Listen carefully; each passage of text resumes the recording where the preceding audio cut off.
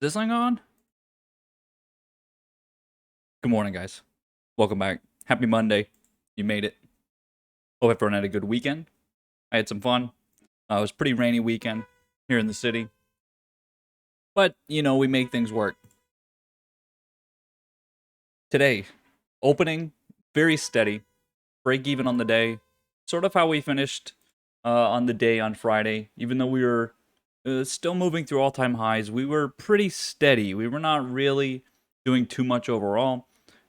It's not so much to call it a rally yet. It does look like that's where we're going.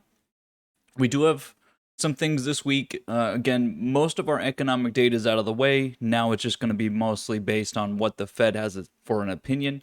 We have FOMC Wednesday. Again, that's delayed, and so it's going to be from the meeting from before, 2 weeks ago. It doesn't really play in too much to the numbers we just saw. They, of course, had those numbers already, at least a portion of them. It's going to come down to a lot of the language again. I don't see really this meeting being very, very important. I don't think we're getting any new updates. I'm pretty sure they're going to say the exact same thing we've been seeing, which is we're going to continue the bond buying, the 120 billion a month, and we're going to continue to push interest rates out to at least 2023. When we get the dot plot, we'll see if someone else changed their mind. Before, we only had a few that said 2022. It's most likely still going to be an average on that 2023 for interest rates. So again, I mean, we're talking about quite a time away from now. It's not really going to have much an effect. There is still a lot of action in the bond market. Again, we reached we reached lows, right? We really did reach some lows in the bond market.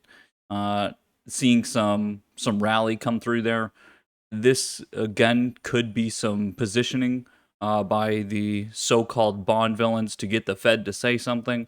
Unfortunately for them, they have not learned from what we've been saying, which is if you want the Fed's attention, you need to dick around with the 2-year more than the 10-year.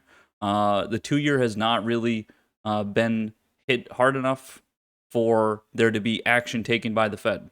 The 2-year is sort of the sensitive yield for the Fed because it is the most short term and most impactful to near term economic policy, especially in terms of the heating up idea being a negative, since the bonds are not trading in such a way that shows that the market is worried about these next 2 years of overheating.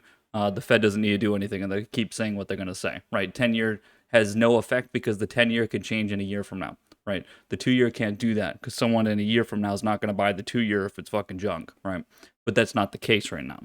And so even though yields are very low, it's not at this place where the Fed is going to be in a worry, considering that they basically own the U.S. Treasury market, right? There's a big difference here to other countries, which if you start to look at other bond markets, and especially if anyone's been following sort of what's been going on with the G7 meetings and sort of U.S. trying to assert itself back into that group, allies still kind of hate us because of Trump. But we've still been making impact with Yellen, for instance, getting the 15% minimum corporate tax in the like. But if you look at the bond markets in the other countries, they're trying to find their own place compared to our market. There's still one problem, though, is that the ECB does not own that bond market because Germany is such a power there. The German bonds are the ones that you go to, yet the ECB does not own that market. In the United States, the Federal Reserve Bank owns the entire treasury market and the entire MBS market. That's just the fact. And so, since they're the one providing liquidity and providing demand, we are in the spot where they have control. Whatever the bond market thinks they're doing and trying to be sensitive sallies, it doesn't do anything. And we've proven it because look at the equity market. No one really cares, and we're not even correlated to the bond market anymore. I bring this up because I think it's important before we start to read articles again this week about how the bond market is doing things and how if the equity market, for instance, does not rally here, it's going to be attained to the bond market when it's not that. We know it's not that, and we know it's timing, rotation. We know it depends on where the money's going in the equity market for it to have an impact. One area, for instance, being mega caps. We've seen, if we look at what this is doing here now compared to what mega caps sort of our lowest of the low Apple, again, Apple being the largest company, yet at the lowest uh, place and pace. Here we are, yet this last week and a half or so has really come bid. We're opening higher again today. Again, we're sort of break even across the market right now. We were higher earlier. Again, we'll have some rumblings going into today. But when we look at mega caps, they are leading the charge. If we just look at the overall, Google, of course, being the powerhouse of the group. Microsoft chart also looks pretty much the same, just not as much of a percent. Google, as I talked about last week, is up 55% on the year.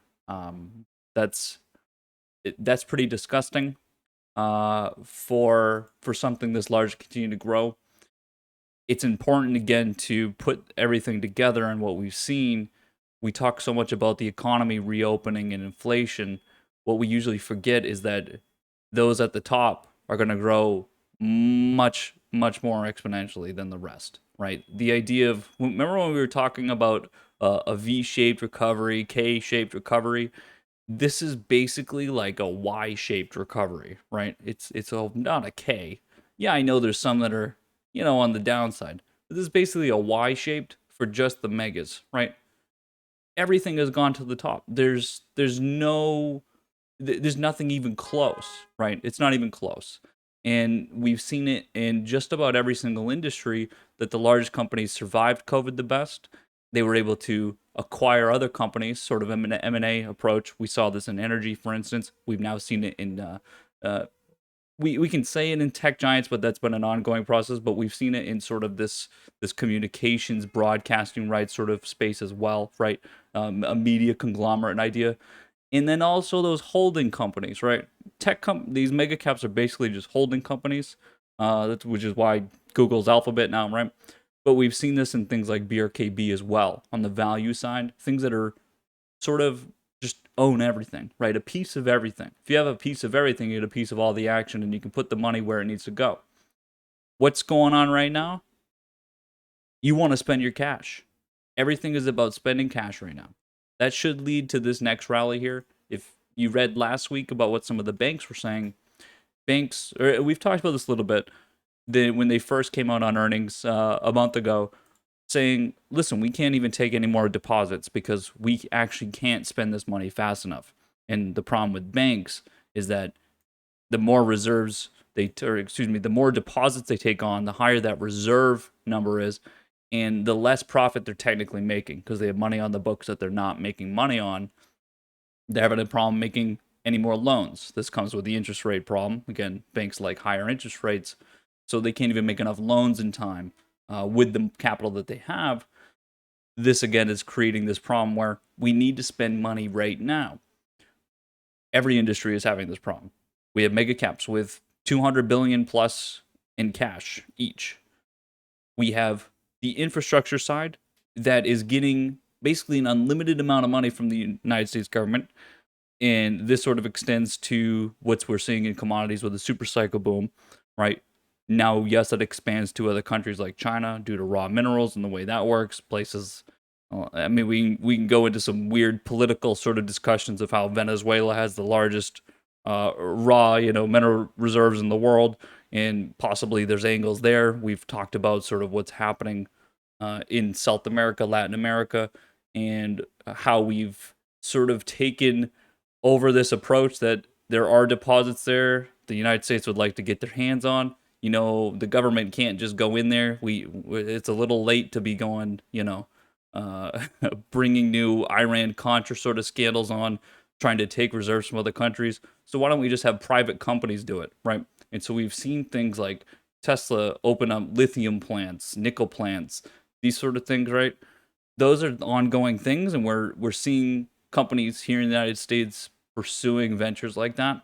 That is leading to the equity side booming. It doesn't specifically, just because the commodities going up in price, mean that again, equities are going to go up, but it's because we got our roots in everything, right? We're just sort of strangling every single industry because we're so cash intensive right now. We're just spending.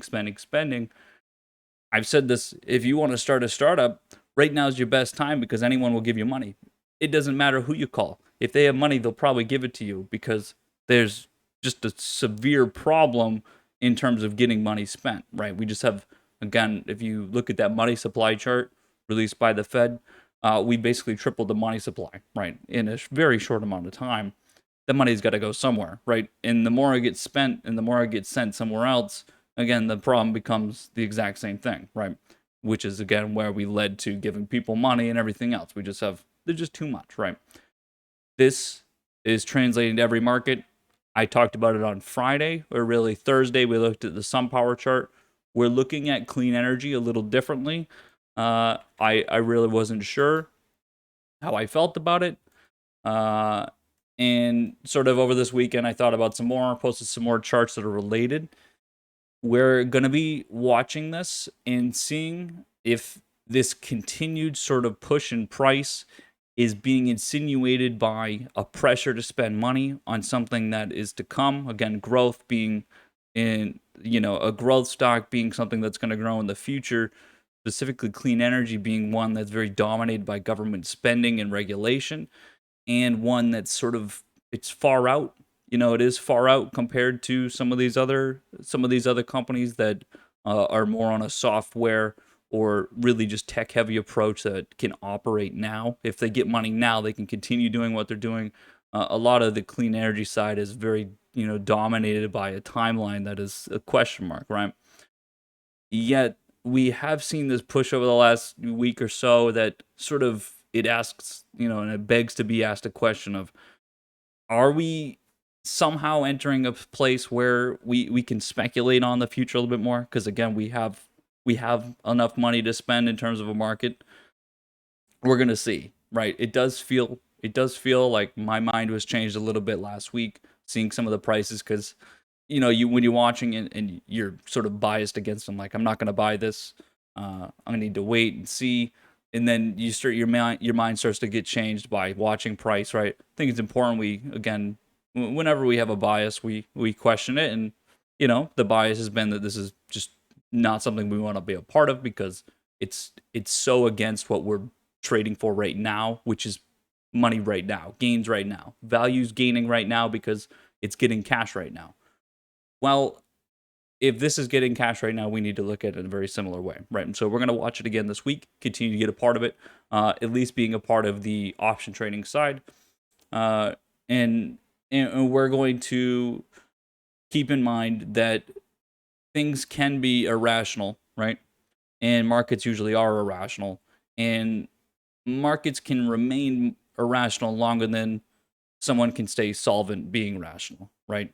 And so looking at the opposing part of that coin, it's not that we're already in and being, trying to be rational. It's that we're not in. Maybe we need to look at it a different way, right? And so maybe what we do is we just look at it as price. I said this, sometimes we need to just remove the name, remove the sector, look at the chart as is. When we see a lot of charts doing very similar things, which if you've seen in the last week or so, there's one sort of pattern that we've seen across the market, and it's a head and shoulders bottom situation where we've had a downtrend leading since the start of the year, right? Which is opposite to what we've seen in the overall market, right? So this downtrend here, and again, if you look at most charts from the last week or so, we have this downtrend coming from the start of the year. This is opposite to what we've seen in the overall market, which is an uptrend since the start of the year, right? Very bullish uptrend. And so those stocks, which are on the growth side and sort of were New Year winners, right? They were either or COVID winners or New Year winner with sort of the meme stock boom. They had a downtrend leading into, again, this accumulation at a bottom in the last month or so, right? Really over May, we've seen an accumulation. Again, a head and shoulders is the idea behind what a head and shoulders is, and specifically here in a bottom, is this accumulation, right? It's an accumulation of liquidity. And what we see is that, again, a consolidation is usually founded on some sort of uncertainty, or at least some sort of gauge of, is this good or bad? And the debate is being had. And if it breaks out of that, usually a decision is sort of being made. What we're seeing here is, again, this debate of, is this something that we can do now? And it's accumulation of buyers, right? You're accumulating buyers at a low, and then you're holding a low through support, which we then look at through, again, some sort of pattern or some sort of understanding that the market is coming to an understanding, right? And we usually look at the neckline of a Head and Shoulders as sort of the breaking point. It's this sort of, you tilt it just enough into the buyer's favor that this accumulation turns into further demand, right? A momentum generating phase. And so most charts just did this last week. They're breaking out of this accumulation. Now the question is, are more buyers going to, basically buy this idea? That's where someone like myself or you guys here, it's up to us whether we believe in sort of the momentum being generated here, or we at least believe in what the people were buying for. They're buying for something, right? There's some sort of idea there. We talked about it with healthcare buyouts. There's some sort of idea why those trends were being started. What's the purpose? There must be a reason why people are buying it. What are we speculating for, right? Same thing with clean energy. We can all agree, of course, that that is the future. And when you come down to an investing sort of standpoint, what do you want to buy? You want to buy a company that's old and sort of been doing the same thing for 100 years, or you want to buy the new thing, right? The new cutting edge technology that's going to be a part of the world in the future, right? Almost always in history, if you bought the new up and coming thing and the new revolutionary sort of tech, then you made a shit ton of money, right? That's the reality. It's more of a question of time, of course. We can all agree, right? And sometimes the name changes, and it's not who you thought in the beginning, right? Look at MySpace and Facebook, right?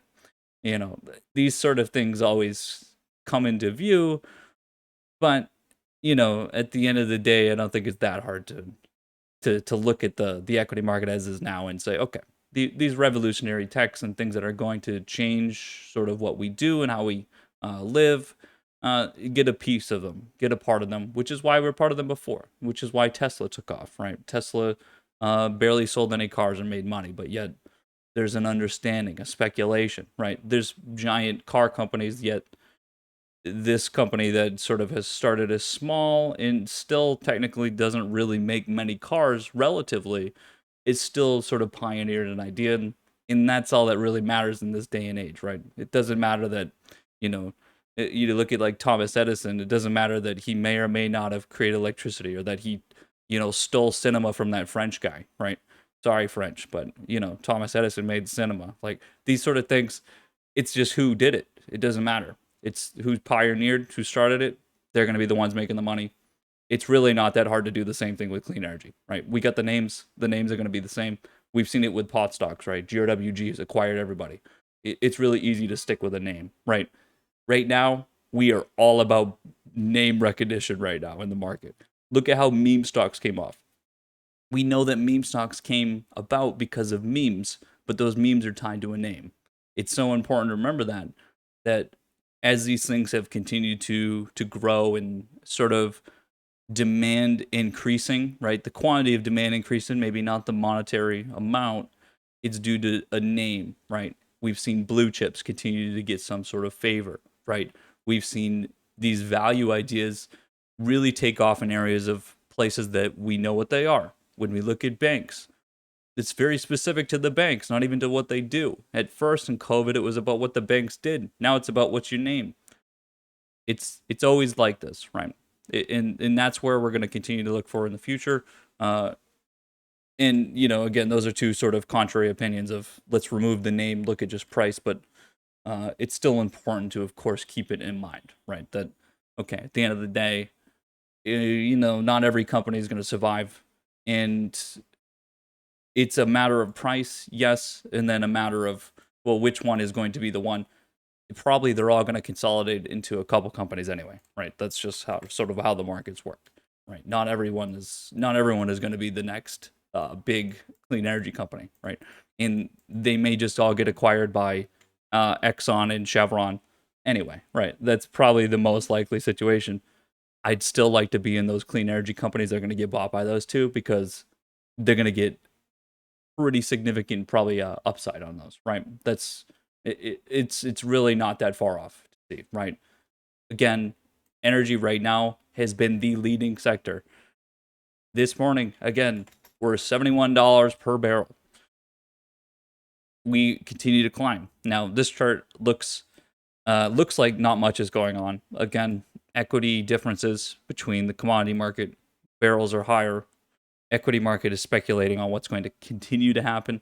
Right now, we're continuing to put higher lows. That's the point at which you realize that the trend continues. That's the most important factor.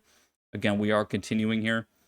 Now, there is one question I want to raise, or at least a point to be made, is that as this continues, right, uh, it's important we realize that we are making money on something that's costing people more money for gas. And I guess you guys, if you I don't listen, I don't drive, so I don't know. But the cost of gas is going up, right? Due to us quite literally bidding up energy, right? The more we, the more we bet that this goes higher, the more everyday people's gas goes up. That's the reality. Now, this has been brought up in the past of, well, how basically investors in these companies fuck over normal people. Well, that's just the reality, right? And the reality is that this is going to keep going up and it's going to continue to fuck people because it's very unlikely that this sort of run stops here. Again, we've talked about the factors in which this trend has started and why it's very unlikely to get, basically get stopped. And that does mean inflation, this betting, it's going to cause some problems, most likely. That should help revolutionize, again, the idea of this sort of clean energy and EV sort of situation, right? Keep that in mind because that's another big idea focus. The reason why it matters is, again, the government regulation. You get enough people bitching about oil prices, gas prices, right? You're going to get some sort of reaction in a very we're not that progressive yet in government, but we have enough progressive names that if enough people are complaining, it will be raised and the question will come up and someone's going to have to answer the question, right? I think we're getting there again because we saw this coming out of the financial crisis. If you remember the way we used to have gas prices then, now I was driving then, we had that very low point and it turned into what the hell's going on with gas? We're paying like $4 per gallon, right? And we were like, what the hell's going on? That's the time in which the people at the bottom of the barrel are getting fucked the most, right? And they're going to be the ones saying something. They're already in a pickle anyway, right? They're already having this weird problem. And we've already seen sort of what's going on with labor markets. Again, with inflation as well. If prices are going up in inflation, we're going to see what? Wages are going to increase in price. Government's going to have to react. What does that mean? It basically means everything that we're seeing in the market and bet on is happening, and it's more of a timeline again of how quickly do these things happen? How quick can we get those infrastructure bills out to continue the sort of transition, right? Do the big major energy companies come on board in a quicker way? They already said they're going to. None of these things really stop this trend. They only make it hotter, right? They only make inflation get faster. It's important to remember that every single outcome leads to further of what we're seeing, right? And we're in it, right? We're literally in it. And so when we look at everything, it's the same situation for the equity market in the way in which we're going to appreciate. It's not a question of are we going to trend to the upside? It's a question of how fast are we going to move to the upside and how quickly are these companies going to continue to grow as spending continues to increase, as inflation continues to increase. Government spending is going to be a factor that loops back to sort of that former idea. How fast? It's pretty fucking fast already. And it's important we continue to trade that way, right? I talked about this last 2 weeks or so. We're getting into a little bit more of a hyper focused sort of trading. We are going to be a lot more short term, maybe not short term. We're going to keep our long term position, but what we want to do is start taking advantage of our swing trades again and betting on things happening quicker than the market thinks it's going to. Because again, volatility is very low. It does not cost as much to bet on higher volatility next week and the week after. Specifically this week, we have June monthlies expiring. It's very important that we get sort of, again, a little aggressive. This is the week to bet on higher highs, higher lows. It's betting on things that are very unlikely because it doesn't cost us anything to do so, because there is basically no downside to betting on these sort of, let's call it, betting on Tesla to go up 10% this week, right? I put that position on just Friday. I'm not going to lose any money on that trade, most likely not, right? It's not, again, it's not really a probability of downside because the volatility is so low already. But if volatility does increase just a little bit, again, your implied volatility being your premium level, and that's basically, again, what's going to dictate that premium price you're paying for. If volatility is low and then it rises just a bit and gets the momentum going, that gamma number that we talk about, gamma gets a little bit excited, acceleration gets going, momentum gets going, and you get this sort of reaction with, again, this quantity of calls turns into a driving force from the derivative to the underlying, which market makers then go buy the underlying, causing the momentum to feedback loop continue to increase, right? You then turn something that was low volatility into high volatility instantly, almost, right? Just instantly. And that's sort of where we are this week. I believe it's going to happen across the market. So my bets and sort of my fangs are in deep on the idea of a big move to the upside here, due to, again, forces that are very hard to stop. Once you get that ball rolling, it's pretty hard to stop it. We've already cemented a trend in a long term. We have a baseline. We've accumulated, like we saw with Head and Shoulders. Now it's time to put the next step in, which is to put the points in, right? Put a rally on. I think that's what we're gonna get. So let's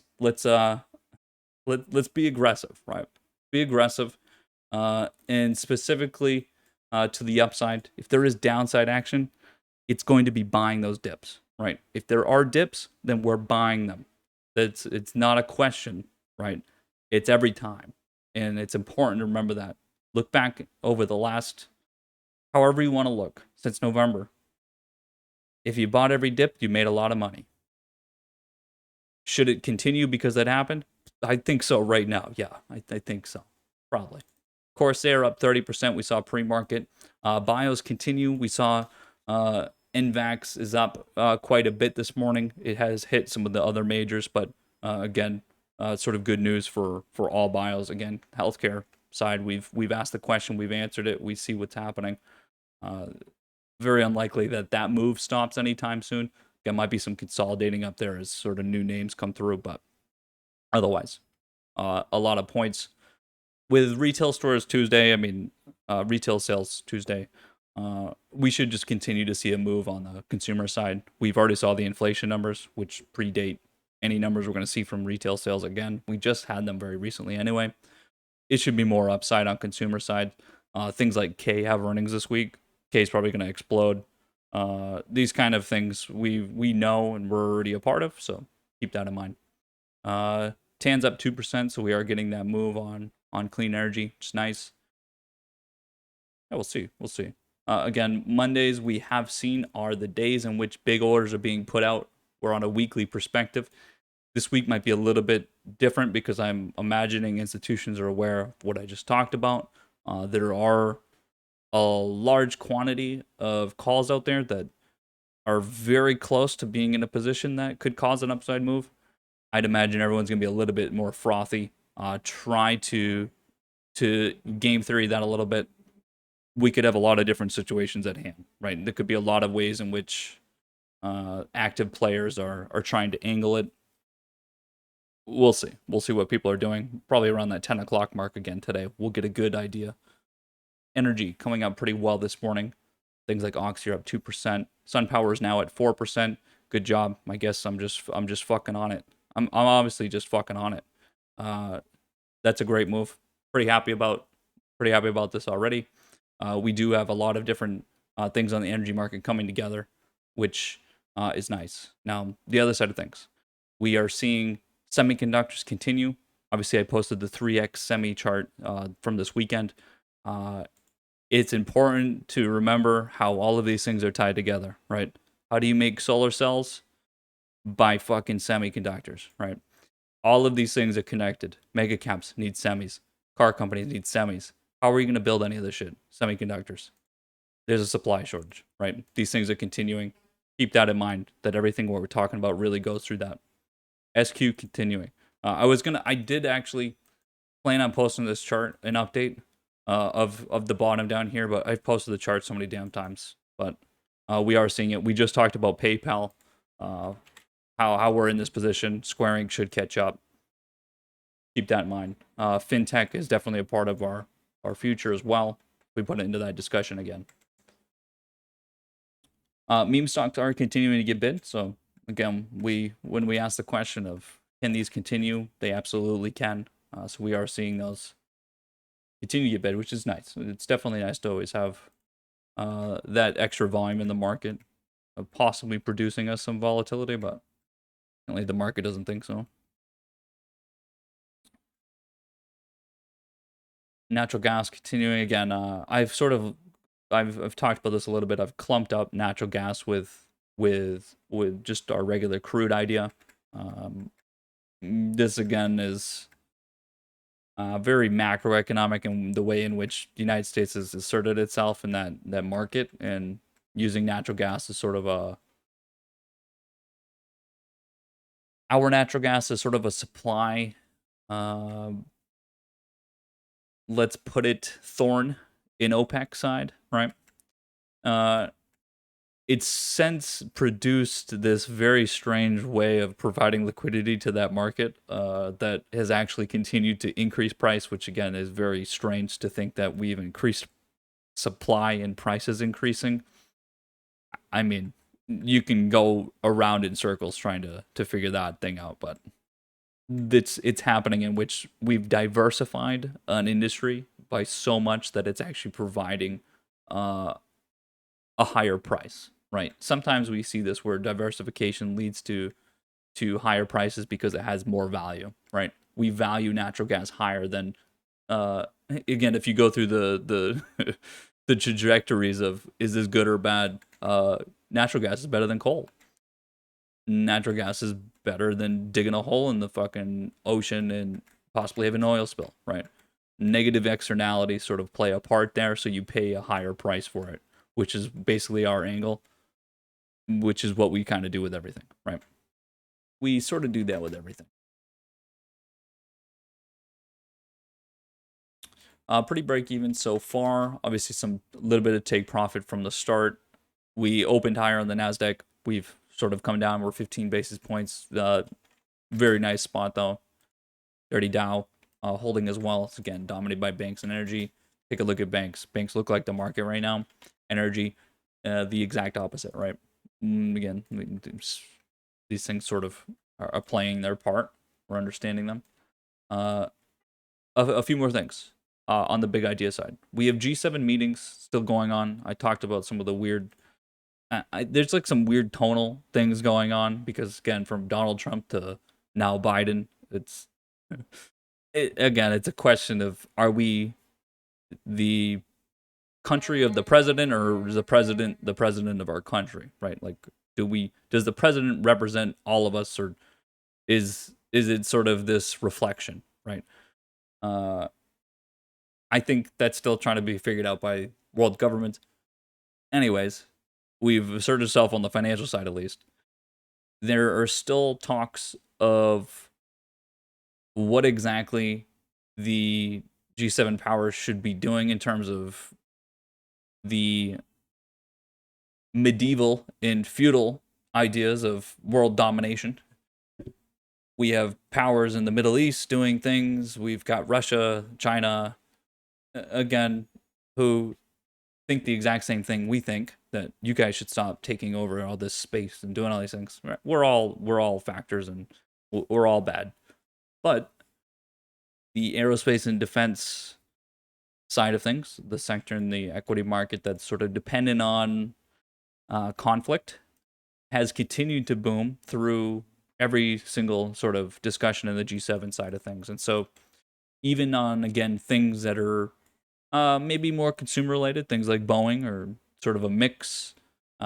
We've talked about Lockheed. We've looked at sort of the idea with ammo and all these sort of different factors, even including things like GE or Honeywell, which are sort of a blue chip sort of powerhouse that are applied a little bit, right? We're seeing a lot of bid through there. Keep those things in mind that, again, as the more you talk about something, the more it gets bought, right? We're seeing that to a degree, right? We're seeing it to a degree. So keep this in mind for these stocks that could certainly be putting points on for future related ideas. We saw LMT consolidate this entire area. I'm expecting a lot of upside still. So keep these ideas in mind. Because, again, I mean, uh, apparently we're leaving Afghanistan by September.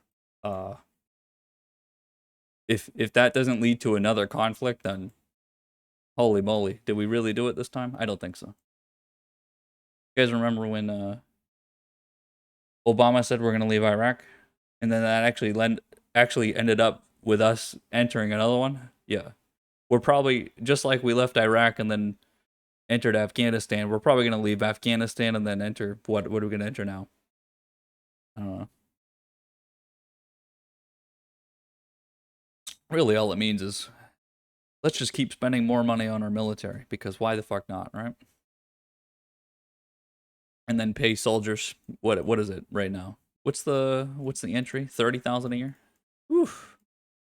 I mean, it's better than Tennessee. Did anyone see those numbers in Tennessee? You know what the average is right now in Tennessee? 20,000 a year. Imagine making $20,000 a year, and that's the average entry. Yeah, no one's gonna move there. I mean, that's you know what? That's ridiculous. By the way, that's ridiculous because Tennessee also has like some hubs. Like they actually have hubs of people, and actually, sort of a more liberal view in those cities, especially. Even though we maybe think of Tennessee as a weird sort of mixture, they still have like very liberal cities, and there you have a $20,000 entry. Pretty pretty not okay. And then if anyone saw the California numbers, California is still the basically largest economy in the world. Uh, definitely in the United States. I thought those numbers were a little surprising if anyone saw those. They're on a couple different news sites have them. I think Bloomberg probably has it. Um, again, there was a an idea that everyone left California and that California was getting like in shambles. Um, yeah, that didn't happen. That did not happen. It was kind of like saying everyone left New York, but then more people actually moved to New York while New Yorkers were leaving New York, and then all the New Yorkers moved back because the problem with moving to Florida is you have to live in Florida. So everyone came back to New York. Yeah, those things are all kind of the same everywhere. So again, economy's fucking booming. So equity market, what do you think's gonna happen? Corsair's still holding a level up here. We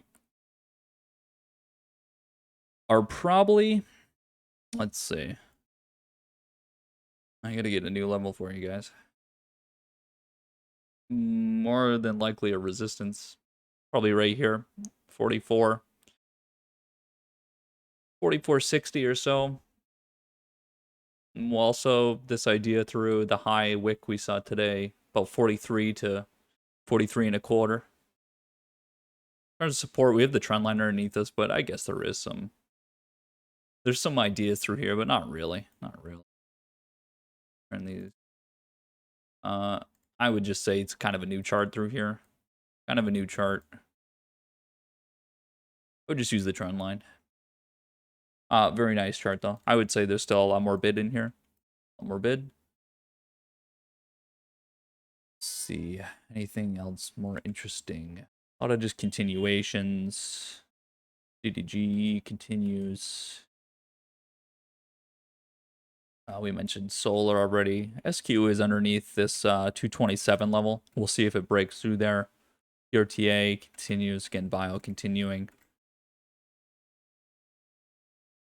Let's see.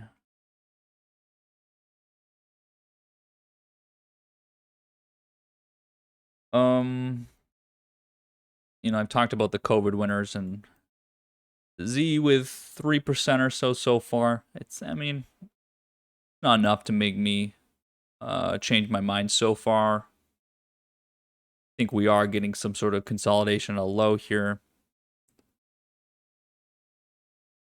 We'll have to wait and see. See what comes out of there.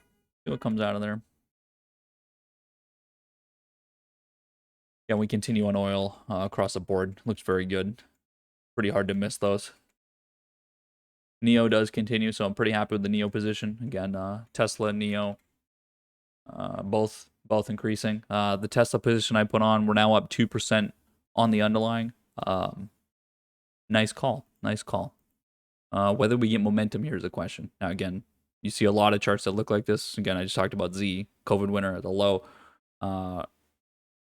This is sort of a bet on that idea. Again, this sort of head and shoulders we've seen, this doesn't so much have that accumulation, and so it's a little bit slower, but again, I could be a little bit slower on a position like this due to the nature of this week. So we'll see if I get some help from some gamma. Get a little Hulk, going. These at 3%. Roku 2% continuing. Very nice position we've had so far. Again, I posted the weekly chart. We've taken it since the break of the trend line. Looks very good. And again, I do believe that there is something else going on in that sector. Again, I kind of jumble the sectors of broadcasting, media, all together. Momo continues. We've taken advantage of this entire move. What are we gonna do?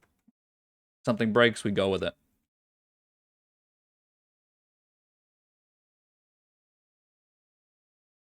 Let's see some things. Netflix coming at a low again. Netflix, same idea of these others accumulating at a low. We are watching. It's a big name. We're looking. We want to be a part of it. When is it going to happen? From low to high. We want to take that swing. We only want to be a part of the time when it's going up. I'm not going to enter it unless I get something that's a straight line to the next level, right? That's my swing trade. Not I'm going to sit around for a couple days, watch it go down a few percent and not know if it's going to keep going up. I want the thing when it's going to go, yeah, that's going one way. This week is the week these things are going to happen, if they're going to happen, right? Keep in mind those names. Net has continued, one of my favorite charts to talk about. Twitter continues, right? We've talked about this move from the low the whole time. That's the next level is at 62, which is the other range to keep in mind. Let me turn this red. That is an important number that we're watching, so it looks like we might get there today. Keep that in mind. That interaction probably will bust through there. When I mean that, I mean it's probably going to put a lot of moves on pretty quick through there. If it breaks. Now breaking 502 here. That looks like a lot of fun. That wants it now.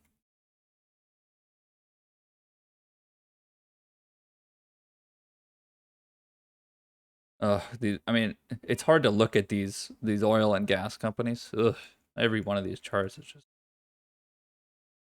too much. Okay, let's take a look. Travel is in a very similar spot from how we left it last week.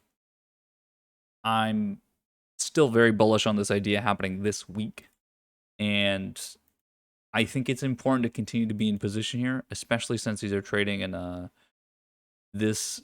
I'm not going to use like any vocab words, but it's trading flat, right? It's trading flat after a little bit of a pullback consolidation. We're looking for these moves, right, to come from these lows. Now, for instance, the win trade from support here, we got a bit of a jump. We talked about how these things continue to consolidate, stay at the low. As long as it holds support, we're holding these positions looking for an upside move this week, right? If it doesn't come this week, then we'll talk about it next week if we should enter them again, right? But we're looking for moves this week, swing trades this week.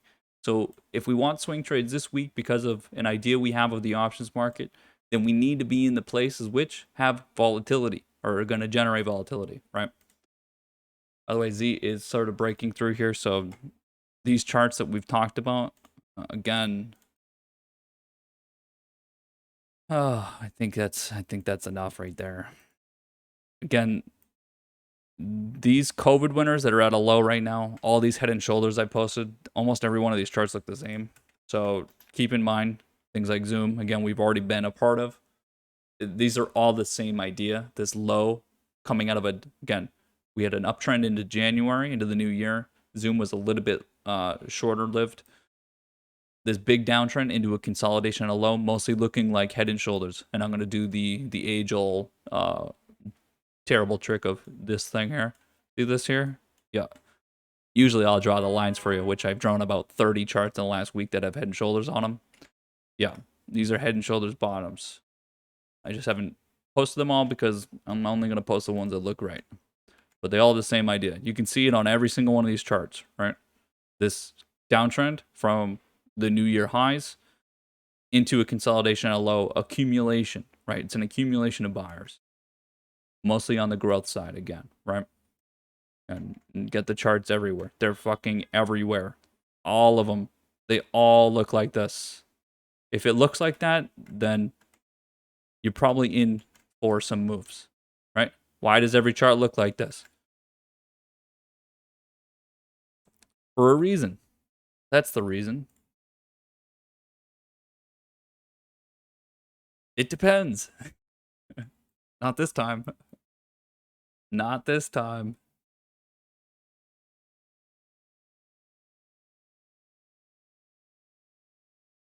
A lot of bid. We get 10 minutes to 10 o'clock. We'll see what happens here at 10. 10 Eastern. That's 30 minutes after open. For those of you in, wherever you are. See what happens in 10 minutes. All-time high energy is in. Again, it's a question of what kind of all-time high. Kind of move. Last week was a little dull, dry. Mega caps were putting big moves on. Things like Amazon finally put moves on. I want to see some bid. I want to see some, as the kids say nowadays, I want to see some biddies. Some bid across the market. We've got it. I've got it. Downside, we're just getting take profits. Whoops, that's not what I meant to do. You can see growth, putting the nice wick through here. Let me put it on the 5 minute to give you some nice little candles in here. Dow dicking around on the trend line. Small caps did open higher or continue this move. Again, sort of a regional bank and small energy focus. There is also, I don't know if anyone read this from this weekend. There's a pretty high chance that meme stocks are going to be added to the Russell index, which will be very interesting because this index is already quite volatile because it's just smaller. So we might have meme stocks a part of the Russell, which again could be a multitude of things. Some of these companies are actually big and already a part of some indexes, but the ones that are not are apparently the ones that are on the menu. And so that could be fun. That could definitely be fun. I don't think it does anything, but it just is interesting to think about because it's sort of an ongoing theme right now to talk about new entries because I think Tesla sort of with their S&P entry sort of sparked a lot of, I don't know, not really debate, but a lot of sort of fever for the idea of it because it's sparked quite a bit of demand, and I think that's exactly what indexes want.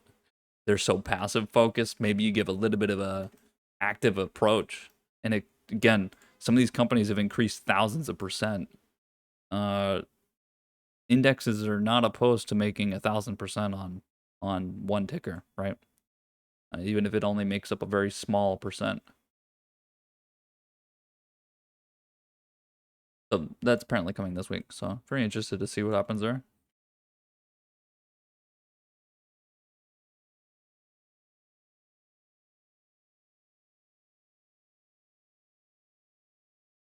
IQ continues. Very nice so far.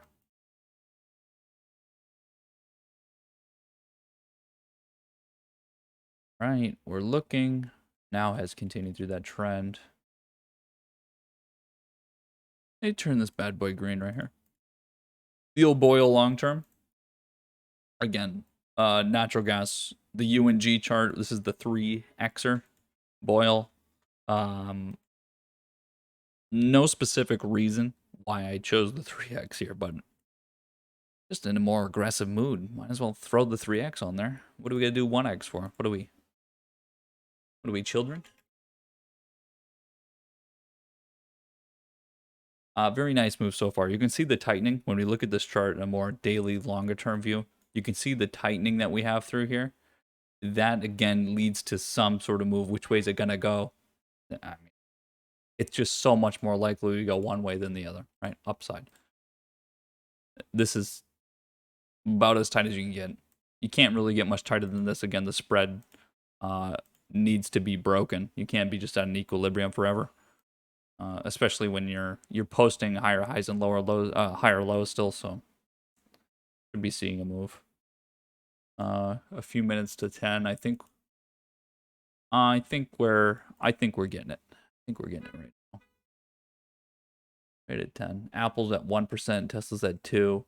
Amazon getting that bid again. That upper shadow here. That wick. We've already seen it come through last week. I love this chart, by the way, and I'm so happy that I stuck with the mega cap idea, because beyond just making a fuckload of money, excuse my French, from Google, I'm just, excited for these moves to come through, because again, it's different than just making money on some small, name. Big names, big money, right? These charts are just, I see, these charts were terrible.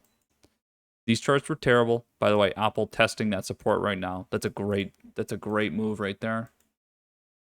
Just pulled in. Let me put on the 5-minute, show you. This little move there. Look at that. That's trading right there. Somebody's trading this line. By the way, we've had that line in there for God knows how long. But these charts, they were terrible. This is the worst thing ever. This sideways trading, which was predicted by a lot of people. If you guys remember, there was quite a bit of people that talked about, I didn't specifically say that we were going to trade sideways. The market did not trade sideways, but mega caps did. So they were partially correct. These just traded flat. Swung back and forth. We took advantage of swing trades through them. But it is true that for, quite a bit of time, 8 months or so, it traded flat. Which is interesting. So they were pretty bad charts. But now, if you come out of this, oof, quite the move. Quite the move. Facebook, also one of my favorites. It doesn't get much better than some of these charts. This is when I'm saying this, it's because look at the way the price has moved. It's just completely different, right? It's completely different from other things you see. It's just being shaped by those that are involved, right? It looks like just people just buying things and like having ideas, and it's very, it's very interesting to see the dynamics. And then again, when you compare this to something like, I don't know, something a bit smaller that has the exact look as the market, it just, the market the market dictates its price action, right? The mega caps have their own story, right? The average follows them, right? In most times.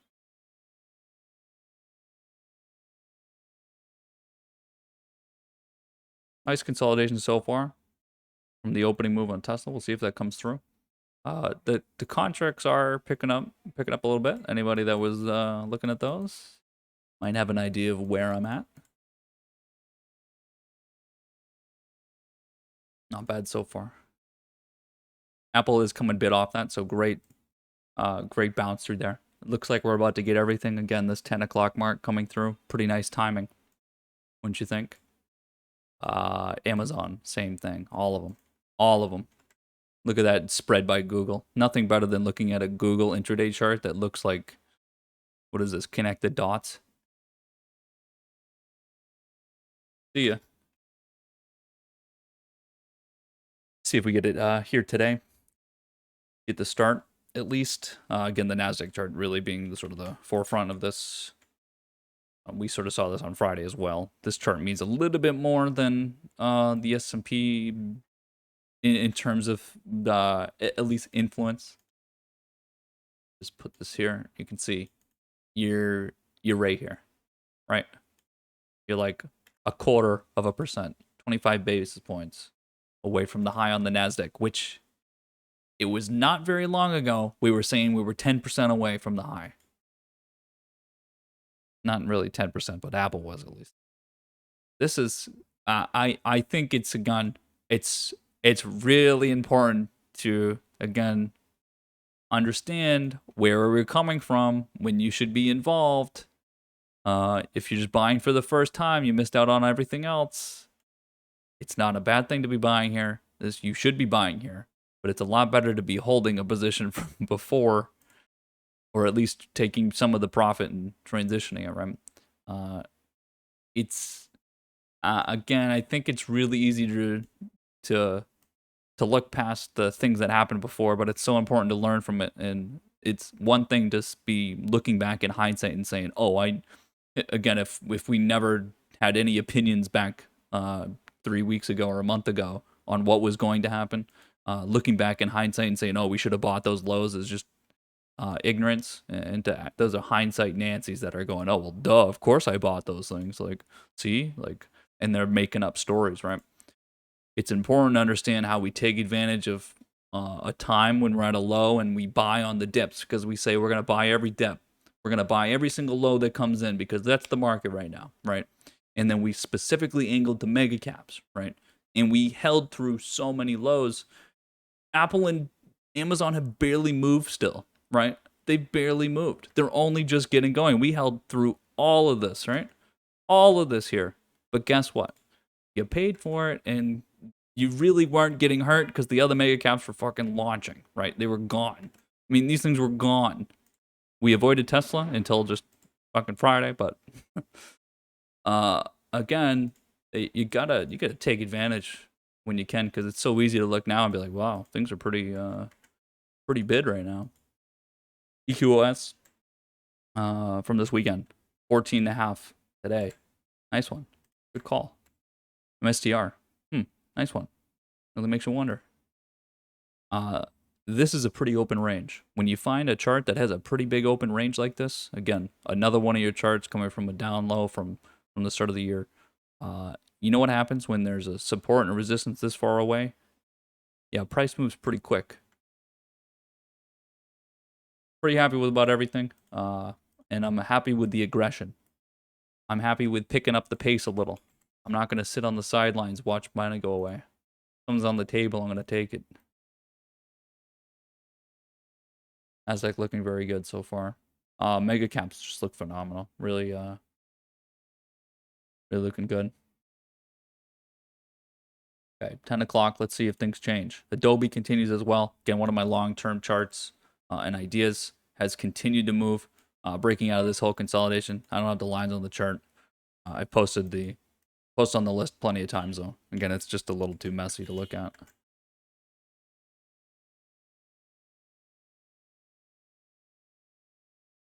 Big moves, big names.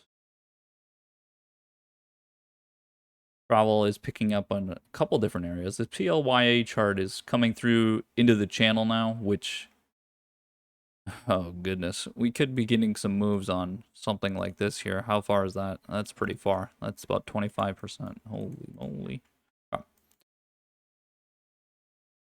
Shop, continuing to move. Awesome. I love it. Definitely like it. Coming out of this consolidation here. Talked about it. Go after the names. Name recognition. Chegg, COVID winner, coming out of the low. Looks like we're getting all of them. Just fucking buy everything, right? Chegg, COVID winner, coming out of the low. We are seeing things coming out of those lows. We haven't seen Etsy move yet. We already saw Zoom making its move out of it last week, right? Whether the Z move again comes through is this okay. This move is tied to real estate a lot more than the others. So I posted short-term patterns Bearish short-term patterns. If you look on that list, there's a lot of real estate names on that list from the short-term patterns. I, for instance, included home builders on that list. These sort of ideas are a little bit mixed right now. This is again tied to the commodity side. I don't know how much this is tied to it. Even if you look at fundamentals, this is fucking exploding. They can't even keep homes on their listings. They have to like take them down like every fucking week apparently. Half of homes are gone in a week, right? So it's very active. Uh, Yet prices are down. Keep it in mind. Okay. Let's just watch this for a little bit. Probably want to watch the Nasdaq here. Watch the Nasdaq.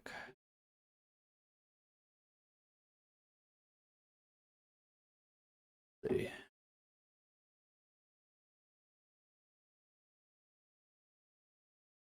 We're not seeing so much. Well, I guess we might be seeing it. This sort of lull into FOMC. I'm pretty sure everyone agrees that the inflation numbers were much more important, so we saw a little bit of a lull going into those numbers and then reactions thereafter. I don't think people are waiting for FOMC, but I don't know. I could be wrong. We'll have to see if there's some sort of, I don't know, maybe on the value side, some slowdown going into that, because again, that's very dictated on pacing by the Fed. But I'm pretty sure everyone knows we're going to get the same damn answer. All right, let's take a look at the sell side. Some things to talk about. Ride took a big hit this morning, down at support. We talked about this already, sort of back here. This day was pretty wild, in both respects, bid and sell side. Not sure what exactly is going on there. It's a lot of volatility though. If there's something that I would take advantage of, I will take advantage of it still. Gray still a higher low. This chart's pretty wild as well. Obviously something in penny land. Keep that in mind. Now, we have some things like this intermediaries that I've talked about before, intermediary companies of an idea, things like FCell are a part of an intermediary of this clean energy idea. This, for instance, coming down so much this morning is interesting as well. We'll have to keep an eye on some of these ideas. I'm not opposed to getting a part of some of these. We'll need to see, right? Now, a big thing that we're going to talk about is the Moderna move here, as well as with some of the other big name bio companies taking a further hit from this NVAX news. I don't know how much this is tied to that as much as take profit. I think it's just got it started. I think this is a lot of take profit from this move, and I don't think it's specific to the debate in question of whether this IP situation was a problem or not. Now, this is sort of a significant move. 10% is quite a bit. I'm not opposed to buying that either. I'm honestly not. If there was an issue with the IP situation and we already knew that other vaccines were coming on and that people were going to make vaccines, then we would have fucking done it over here. We decided to consolidate and go higher. This is all that matters to me. This whole high through here is the only thing that matters to me and the only thing that matters to the market. And so if you're going to give us a 10% drop here, I'm going to buy it. That's the reality. So looking for an opportunity there. Steel, again, tied to commodities. We are seeing some take profit from the week before. We've seen this chart swing a lot. I said this last week that I believe that this take profit will be different compared to, for instance, every other time that has taken profit through here, right? Where we put a swing on for a week and then we take profit coming into the next week. We've done this 100 times before where we take a trade through a week, sometimes just on Friday, and then take profit Monday. I don't think that this is actually the start of a pullback. I actually think this goes higher. I think it's very specific to the way in which today is operating and how commodities are coming back into the upswing. I think that this continues. So I'm actually holding the position I have from down here. And I think there's plenty, I don't think, there are different sort of reasons with that cycle that's happening with commodities that you would see some short-term volatility like this on the equity side. And the trend is definitely continuing in terms of spending overall, right? Infrastructure is not going away. These things are going to be spent. Uh, the commodity cycle was not sort of undermined by China regulation due to just, again, China was talking about some. There's been too much speculation in the commodity side. It's causing things that are just unsustainable. Yet that sort of went away. And so this is going to continue, and I would take advantage of that by pushing a position, right? I could take profit here and be happy and then just re-enter it, but I'm going to go ahead and take some risk and push that position more. Rat down this morning. We'll see what that turns into. That's just volatile anyway. Something like Ford here maybe is something to talk about. This is the relationship between possibly Ford and Tesla added again. I bought on the trend line here, got stopped out. In terms of this move, of course, this chart is extremely bullish. There's no reason not to always be buying through the lows here. Now the lows, again, it could be a multitude of different things. It's not exactly clear where exactly it comes. Easiest thing to do is just to wait for some sort of break. It's not that hard to draw a line through here, right? And that's about it, right? And also the trend line here that we were looking at before, which did hold the support. So you could definitely find some sort of idea through here and take advantage of this move consolidating as well, right? And this is a very strong sort of pullback to the bid side, right? This is not long-term selling or something like that, and you could definitely go paint a flag on that one. So keep in mind a low like that. Again, on a name like that, you want to be involved there. eBay got rejected on the trend line here. This is a very similar idea. I'd be buying any sort of low through this as well. You're going through a high. Look at this. I just put this trend line on last week and we talked about this. That's going to happen when you reach a resistance like that. You probably want to be buying through it, right? You probably want to buy through it. You take profit on the rejection and then transition to buy through it, right? That's why we do the things we do, how we do them, right? Win down 2%. Again, these consolidations to the downside, I do believe, are going to lead to further upside. These consolidations here, they look very strong. I think most of them hold and put volatile moves on. They're going to again, when prices get lower, they start to accumulate more buying due to the price. That's just how things work. And due to the relationship to the expiring in a week, I do think there's going to be some moves there. GE does look similar to those, and I've talked about this blue chip name. So I'm involved with that. Honeywell, I'm a big fan of this chart still. This is definitely not one that waits for a breakout. Most times you'd have something like this where you're going to wait for these lows to get higher and then you build some confidence to get a part of. I've talked about this already, that I'm a big fan of getting a part of this chart. I think there's multitude of different reasons. There has been some selling because they're spinning off their the computer side of things, the quantum computing part of their sort of company, and I think it's probably for good reasons because it's too. Again, I think quantum computing is going to have a lot of news, and so I don't think they want to get negatively affected by that. They've got a 1.65 dividend. They don't want to have to fuck around with that if they get bad news on their quantum computer. So they're spinning it off to a new IPO. Also, they have the ability to merge now. I don't think that's negative, but I do think it's trying to price in. Again, when a company is spinning off something, it is losing the value. So it is losing any sort of future growth from that in its own price. And so I think the market's just trying to price that. That is very news related and not something that gets priced very efficiently. And so I would be buying these lows. In terms of finding the place in 221 here is great. I don't think it comes down to there. We do have this level right through here of 223 and a quarter or so. You can see, let's actually just throw it in because it is here. You know, that's just fucking a perfect spot to buy. I'd probably be buying it right there today. You probably can just wait till tomorrow, but let's actually just do this right now. I'm kind of convincing myself. just to at least hold through. I don't think it's going to move anywhere. This thing moves so goddamn slow that you could honestly fall asleep for 6 hours and then still be able to catch it. So let's see. Market trading back and forth, swinging back and forth.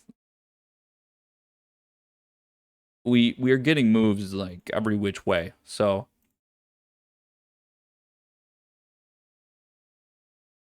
it's very, very interesting so far. Definitely a big fan of it. It does just look like some awesome speculation coming through. So any downward move here, not so much a problem if we have bid on tickers we're looking at. So market should not affect, or the average should not affect individual positions.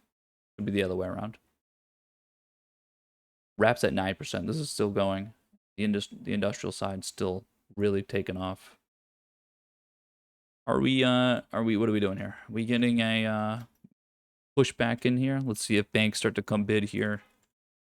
Energy, see if this is dicking around a lot.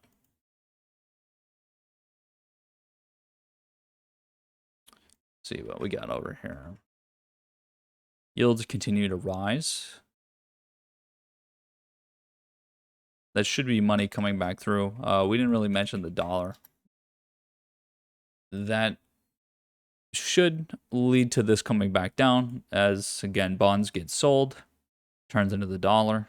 Dollar, then what's it going to do? Probably going to put it somewhere like the equity market. So looks like we're getting a little bit of rotation this morning. Spot VIX up 6%, which means basically zero. It's 16 and a half or so right now. It's continued to trend down. It's starting to look more and more like the bet side, because the bet side has completely shorted the shit out of this, and it's shorted basically to zero. So yeah, there's no volatility in the market apparently. So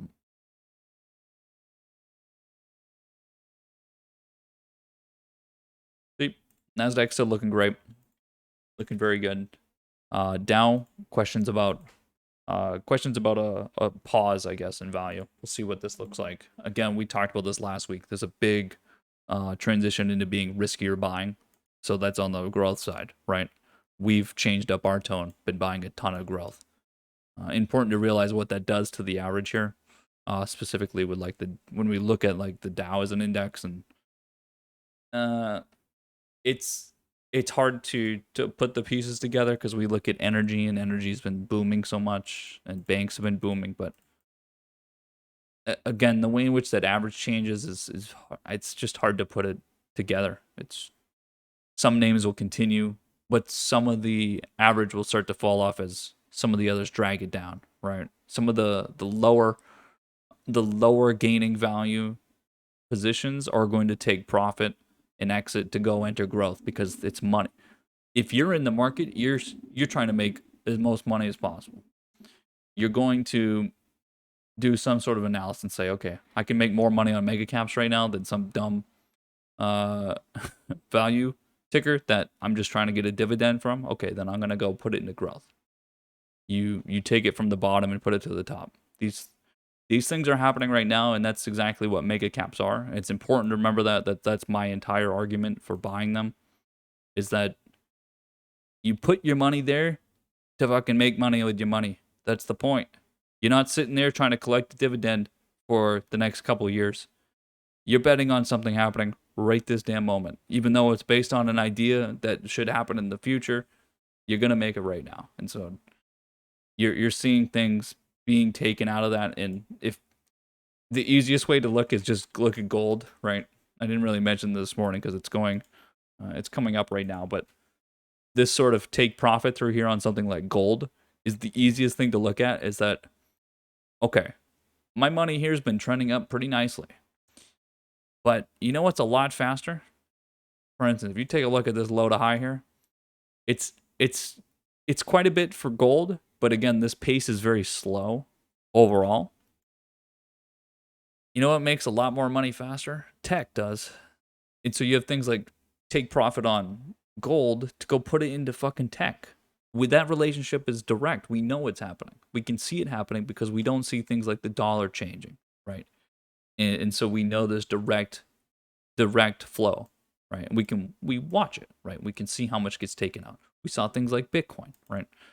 Which, by the way, is attempting to make a move. It's now over 40, right? This sort of thing here is exactly what you look for, right? On this sort of side, you look for some sort of move. Whether this is coming out, I have no idea. Apparently, Elon can control whatever he wants, and so apparently, by saying that, you know what, I told you guys no, but if you turn clean, I'll say yes. So I mean, it's like a it's like a parent with a drug addict child. If you stop doing drugs, I'll love you again. That could that may or may not happen. They may or may not stop doing drugs, and the parent may or may not actually love them. So who knows, right? But they said it, and they're gonna try right now. So I believe you right now, Daddy Elon. That's what the market says. Tomorrow could change because he's gonna fucking. What's he gonna say tomorrow? Who knows? He's probably making money right now, and then he's gonna sell it tomorrow. So. I still am not. I'm still not a part of this. I did tell you guys last week that if you are bullish on Bitcoin, and you're a true believer, then right now is the best time to buy. That's because that's what everyone's doing because they believe, so they're buying right now. That's just the believers, right? That's just the believers. It's the believers going to a Bieber concert. It's a right now thing. They're at the concert. Chill. We'll see what happens. SQ is through 227. Looks very good. Probably trades through this range pretty quick. He has a long way to go to catch up to PayPal, by the way. So I don't know if these things converge and somehow reach each other. It's not very clear. We've seen it in the past. I said not to do that specifically with that chart, but it may do that. We saw it with we're seeing it with Twitter, Snap, and Facebook, for instance. They seem to want to do that all the time. Watching COVID winners very closely, keeping them close to the chest. They seem to be the next. They are on the chopping block. I've said it. They're not the chopping block, but they're on deck. In terms of the big winners today, they look very good. Not too shabby.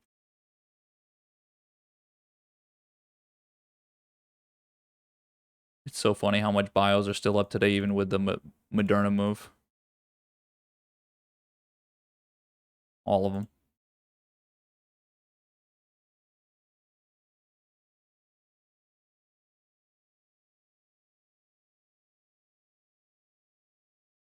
Let's see. Anything different. Meme stocks are still having a nice day. They look pretty good. So retail's still going. Semiconductors, of course, looking good still. Mega caps still holding their position, which is really what we're most concerned with on this side. Docu continues well. I talked a lot about Docu again last week after our entry from the week prior. It's again big name coming out of a low, very much like the other charts we're talking about. It's similar to the Amazon chart through the levels, besides the more recent volatility. It's obviously a little bit more extreme over here, but they are making a similar move. It's important to keep that in mind, how some of these charts are all moving at the same pace. And we have a lot of bios still going. DNLI is gone.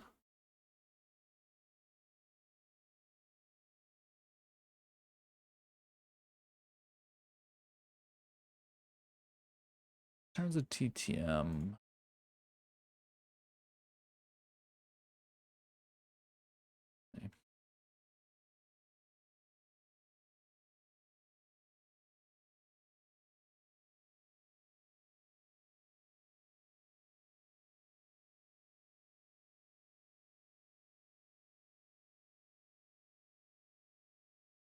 nothing else very striking today.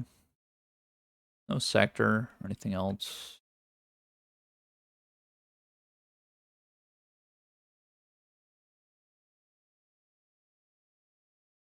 Let's see. Let's.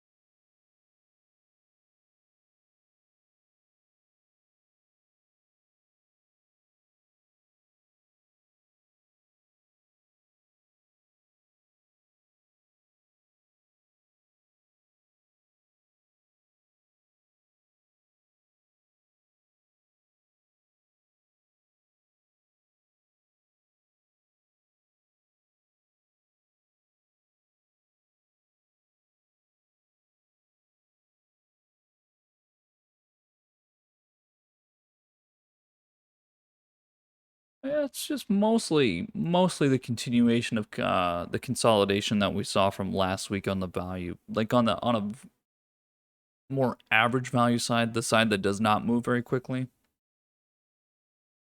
Mostly looks like it's making room for the growth side. Let's see. BA is coming off this. I talked about this a little bit. Uh, how this might get pegged here and we come back down, continue the move. Looks like we're doing something similar. We are continuing to consolidate in there. Very bullish still.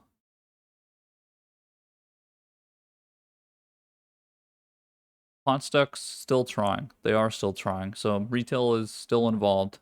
And GRWG being sort of the favorite through there, I would say.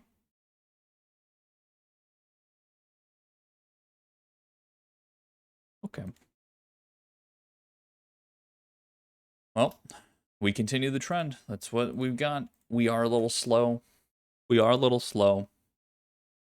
I'd say overall, other than mega caps are sort of sucking out the life of everything else right now. I think that's pretty clear. This is a great move by Apple. I mean, it is taking quite a bit because again, think about how much. I mean, it's hard to think about, but think about how much money it just took to break through here. And even we're not really broken out of it yet. We're still working through some of the supply. It's a lot of fucking money. I mean, we again, you're what's the volume in here? Okay, you've got let's see. What are we at today? You're at almost 18 million shares traded. So about 17 million of those, 16 million of them have been traded in this range right here. You're talking about how much is that? I don't know. Like $10 billion worth traded at one price almost so far. You're talking about billions and billions of dollars, tens of billions of dollars being traded back and forth. And then you need to then put on the equation of how much does it take to break through there. And so you have multitudes more of buying, of just spending to get through a level, right? It's a lot of money with Apple. I don't actually know what the actual equation is. I used to know how to do it. I don't know. It's quite a bit of money.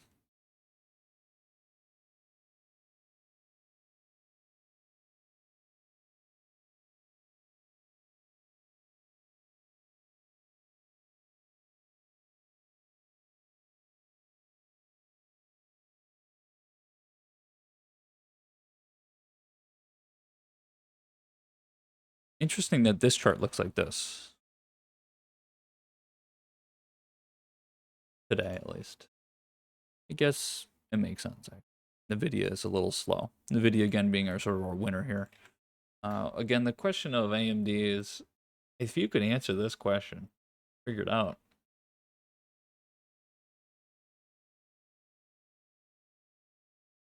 I mean, what is it doing?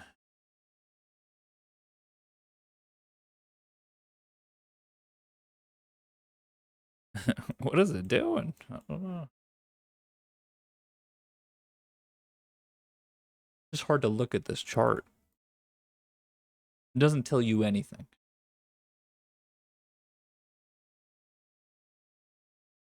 And it's in the middle of a range. If it was at the low end of a range and at the lower support at the 74 area, it would be very easy to go, oh, that's going to go up to the next range, to the, the top of the range, from low to high. Except right now, it's in the middle. And it's not just moving. It's not moving up or down. It's just flat. It's not doing anything. Hanging out, which we haven't seen. That's got to be good for upside. The sector's bullish. Sector's overall bullish. Yet this chart has been so bearish. Hard to actually tell. And put a value on it. How much percent should you put on it, right? It's not better than Nvidia. Not better than TSM or UMC. But maybe due to the lack thereof, it calls for it. I don't know. I think it's going to be very dictated by. I think it needs options to somehow get it going, which is what this whole thing was. This whole thing here. Look at this price. This is how it traded. Traded like this. You know what happened? Got a bunch of calls on it.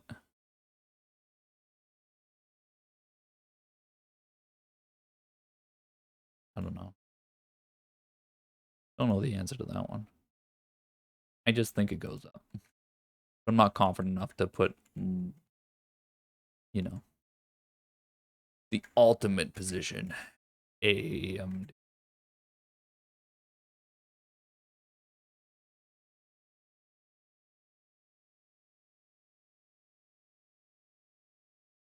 Yeah.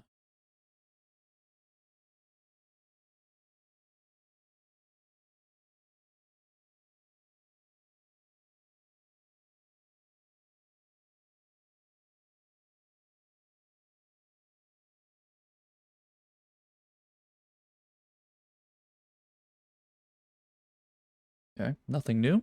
Nothing new in the news. That means it's time to come over here. Yields all the same. Nothing interesting. Bitcoin is still attempting the 5%. Europe is break even on the day. Looks like it's going to be closing that way in an hour. Let's get over here to the TradingView ideas section. Holy moly, what is this? Quick ADA update. ADA. Let's take a look. This is the Cardano US dollar.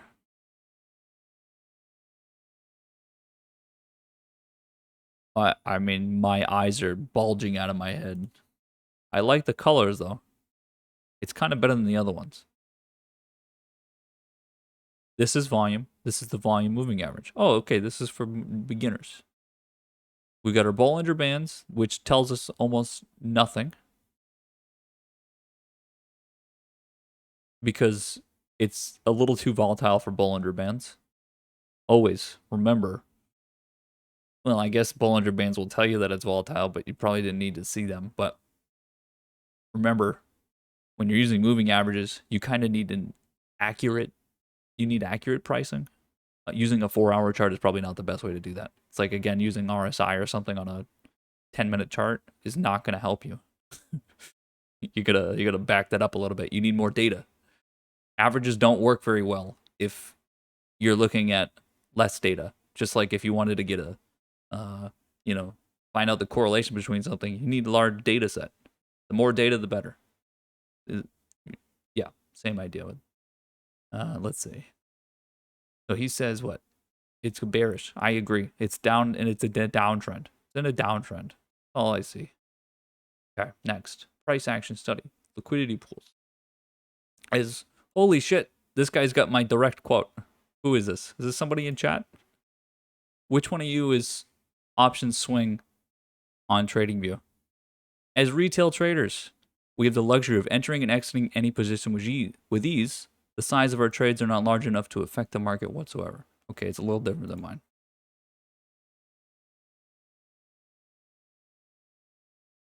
Now put yourself in the shoes of a bank, a multi-billion-dollar fund. Any type of institutional trader. You want to go long $2 billion on a stock, a Forex pair, a crypto.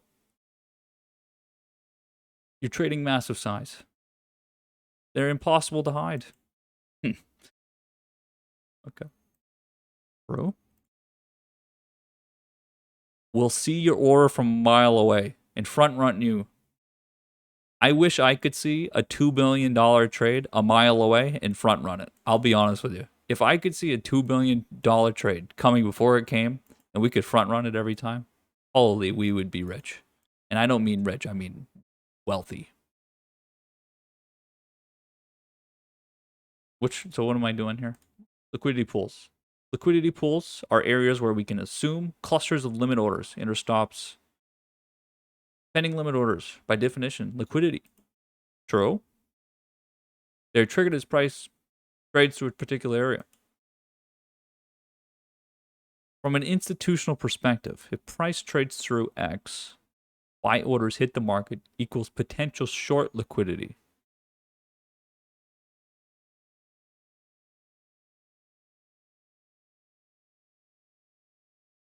So what should we do as the little boys?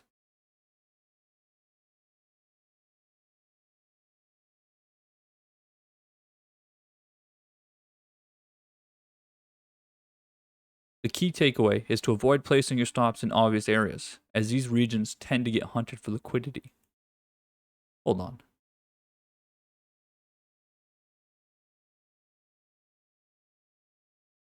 But if I want to get stopped out, don't I want it to be in a liquid spot so that I get filled? Hold on a second. Now I'm confused.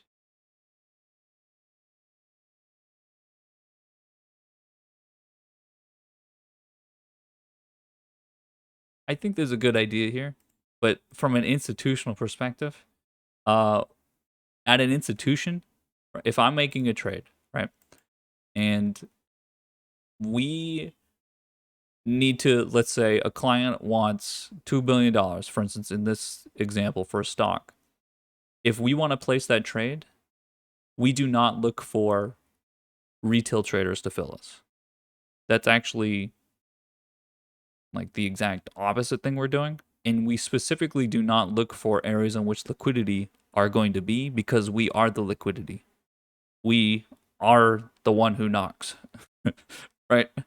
And so this guy has it right in that retail cannot affect price. And what you should do is to go and attack those. It's like if you put it on like an analogy of this example here, as a retail trader, we do have the ability to get in and out of positions very easily. And that's exactly that is what my strength is that I'm small enough that I can get in and out and take advantage of price moves that are happening. I don't know why the price, for instance, is getting its bid from, but I can see price moving. And so I know it's happening, right? And so since I'm quicker because of the small, I can get in, right? And so really what it is as a retail trader is that if you're good enough, you're like a little scrappy shark and you're biting away at fucking whales, right? A whale can't really do much to you if you're a little scrappy shark. You're biting the shit out of this thing, right? Get a nice little piece of blubber, you know? A lot of it is just finding out where the whales are going, right? You find out where the whales are going, so I guess that's what he's trying to make for point, is you can see it, sure. But you don't find the whales by looking for yourself. Whales are not looking for little scrappy sharks. Maybe they're looking for flocks of fish, yes. But so are we, little scrappy sharks. But it's not indicative of where the whales are going to be, and they especially do not go looking for us.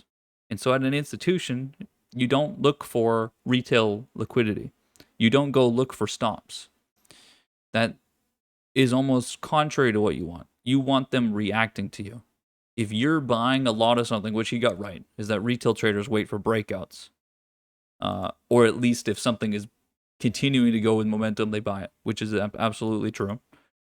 As I'm placing my order at institution for $2 billion in a stock, what I'm banking on is that as I'm buying that, it's going to be seen, unless I didn't want it to be seen, in which I'll use a dark pool, which would be the example being used here, is that I'm going to use liquidity through the dark pool to be hidden and to get filled by trades over a certain amount of time and to put through block, which is hidden, and none of those dumb dark pool Twitter services and shit actually know what's going on in the dark pool, because that's the exact opposite reason for why we have dark pools. And so you're not using stop orders to get filled. You don't even care what the price is. If a client wants to get filled on something, they're not going, listen, if you don't get this under $20, I don't want to be in it. That's the exact opposite. They don't care what the price is. It is more important to be in the position, right? Unless it was specifically a prop desk that is fucking, they're leveraged out of their mind and trying to be aggressive and buy. They're literally taking advantage of market moves like we do, right? And they're using just a larger size. This does not happen. They do not look for liquidity. Again, a prop desk would. Prop desks would, but not on the institution client. Definitely not. And it's definitely not stops. It's not enough money. Even with retail traders making up like 25% of volume, it's not enough money. And it's not consistent enough. Retail traders are fucking all over the place. How many fucking half of you guys don't even use stops? You get no idea where you don't know where you're going to be buying and selling things day to day, just like I don't, right? Things could change. It depends. So, other than understanding buying pressures, selling pressures, it's not enough to get filled on an order. That's for sure. Bitcoin and U.S. bond yield, a true love story by Realam. This is Bitcoin to the U.S. dollar in a 1 week chart, and this is U.S. government 10-year yield in a 1 week chart. This is down. This is down. This is up. That's up. Charts look pretty goddamn similar. All right, now here's the question. Are these two charts correlated? They look very similar, and the moves look the same during the same time period. Is that enough to tell us that the 10-year yield, the most bought treasury, is correlated to Bitcoin, the most ascertained crypto? When investors were fearful of the growing inflation, they were looking for an asset to hedge against the madness. Do not ever use madness in bonds. They used to buy gold back in the days. You know, back in the days, boys, I used to buy gold. Okay? But recently, they found Bitcoin. They found it. I used to buy gold, but now I found Bitcoin. Let me tell you, I used to go to strip clubs. Now I watch Pornhub. Is that the direct relationship we're getting here? All right, let's see. So now whenever investors lose confidence in the market, they drop bonds, driving the US 10-year up, and buy Bitcoin instead. Holy shit. Wait a second.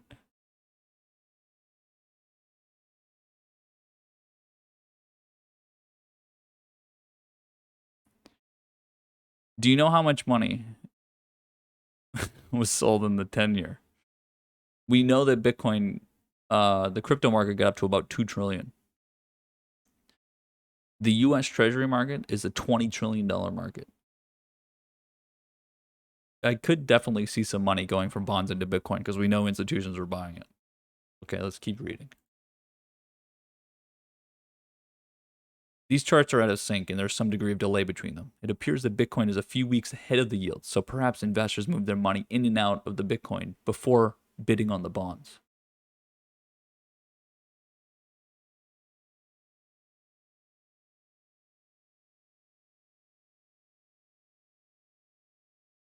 Oh no. Considering the death cross on daily and the massive head and shoulders that are about to complete on the Bitcoin chart. Don't get me going with death crosses. And this is not a head and shoulders. What does it all mean? Apes are going to have another run. Growth market should gain momentum. Speculative stock should go up. Fuck me. Well, I mean, okay. Well, these are obvious. Okay. I don't know. This did not help me. I was hoping there's something you could definitely do with these things, but what you need to do is find flows. What you could do is if you add the dollar chart into here, you can't sell yields to a Bitcoin wallet, so you'd have to sell to the dollar. The dollar should have a reaction that then moves into Bitcoin. So there should be a reaction when a bond is sold, and then a cause and effect through the dollar of then the Bitcoin going up. I guess in this case, I don't know. I like that though. I like the idea. Now I'm thinking about it. Anything else? Anything else? Anything else? Stock ideas. Natural gas ETF. I'm bullish on natural gas too. Index ideas. Bitcoin dominance. Will stocks maintain highs? What is this chart? Oh my goodness.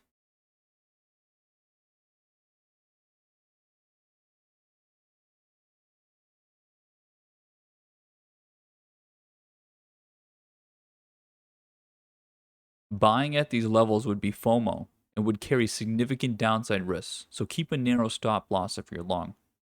The Kovac OBV is a very gradually tapering up. Okay.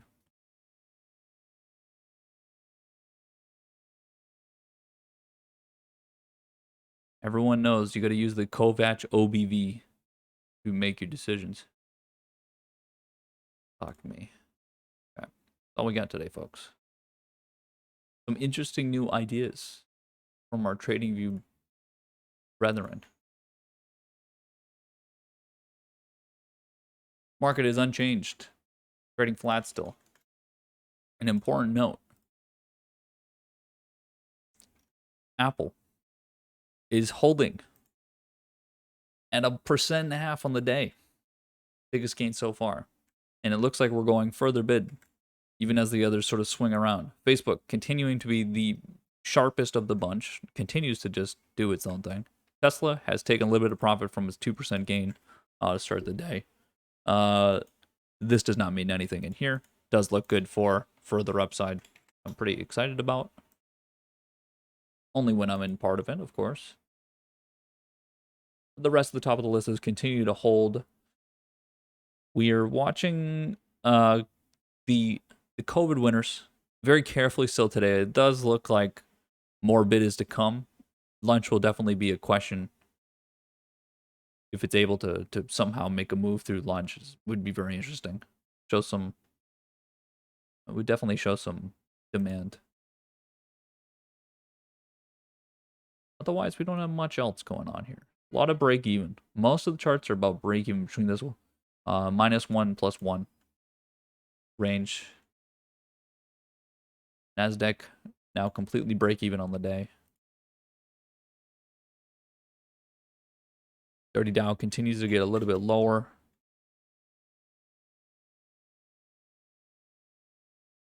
Energy still looking very good, which makes, let's just go take a look at the Dow. What do we got in here? Let's see. Cisco taking some profit from very bullish last week. Not much there. MRK, this chart is silly to look at with this stupid wick in here, but remove it. Pretty nice overall. Again, everything on the pharmaceutical side is reacting to the most recent news with MBAX, so not much there. Mostly take profits. We do have things like HD that have continued to trend down. Maybe this week those things will change. We'll have to see with the retail sale numbers if there's any change there. Otherwise, these charts are all the same. Don't see much there.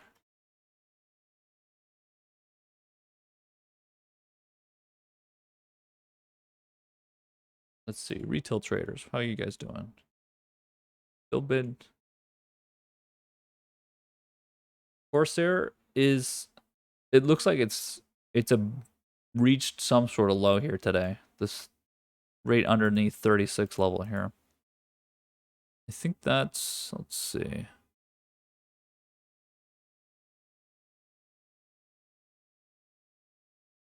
Might be, it's finding some sort of support through here, it looks. It did break through the trend line, which is what we were looking at. That would have been the mark to go, oh, gotta get the hell out of here.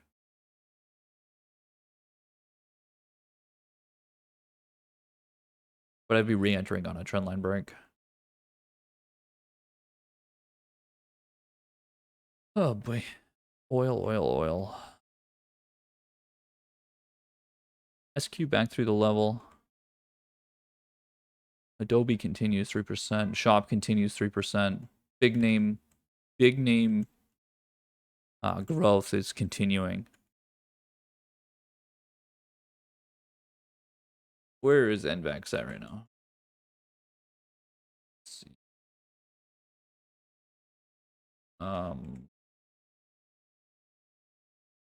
Moderna coming off the low. Very nice so far.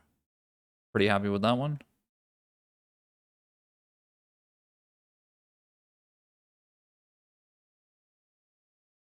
Otherwise, just a little bit slow.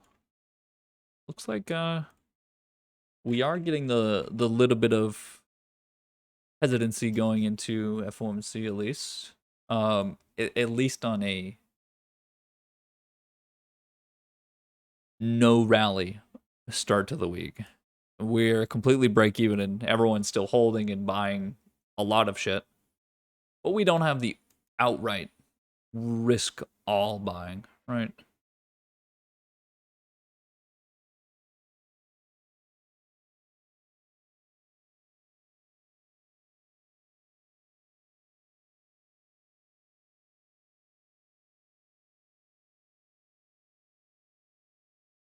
GPS still in there. Again, I think all of these come up this week. I don't think the start today is so much a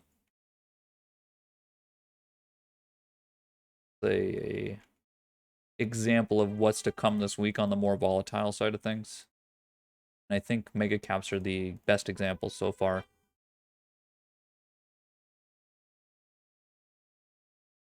Jesus.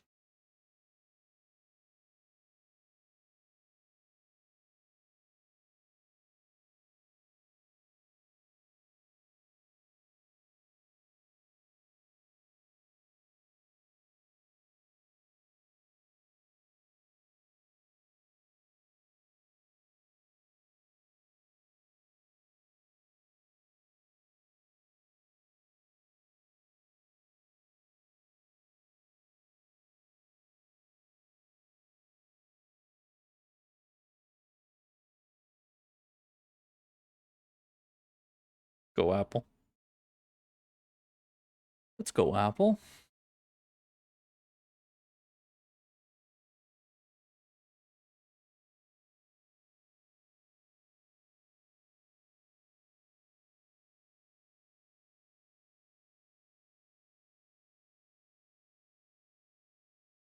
I mean, it doesn't get much better than, again, getting all the mega caps going. Oof.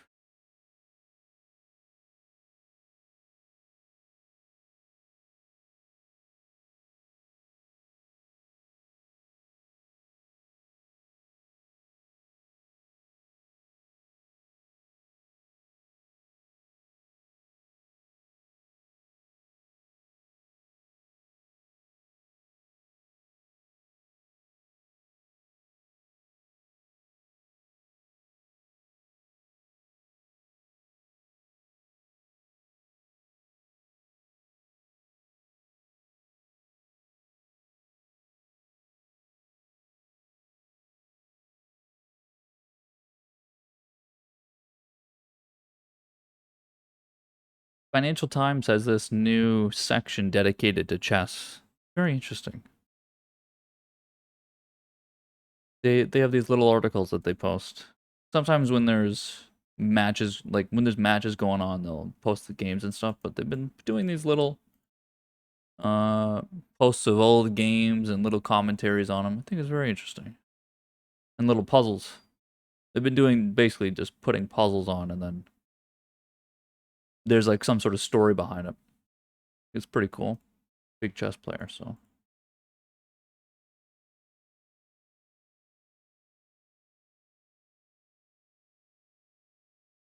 Okay. What do we get going on here?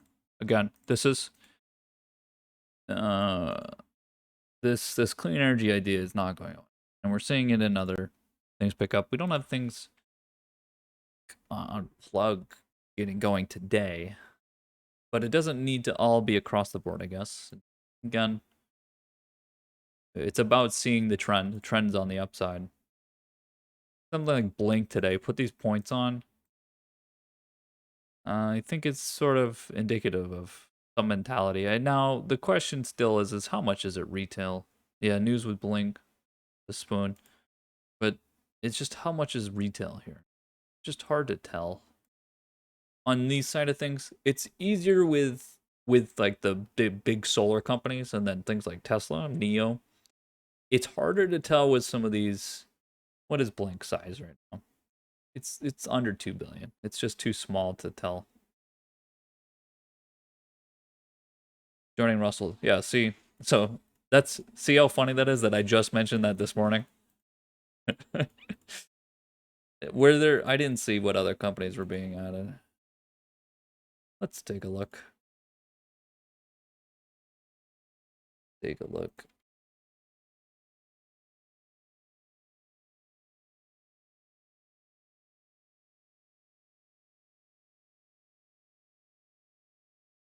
Let's take a look.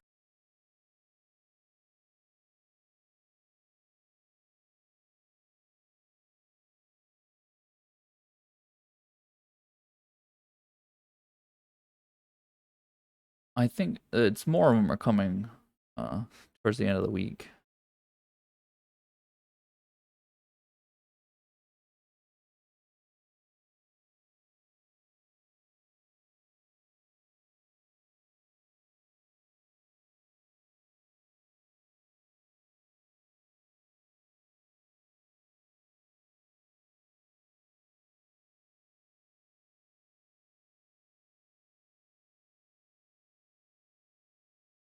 Yeah, it's important just to remember that when something is included into a new index, every single one of those ETFs that are tied to the index. So, for instance, on the Russell, we look at IWM, right, all the time for looking at small caps.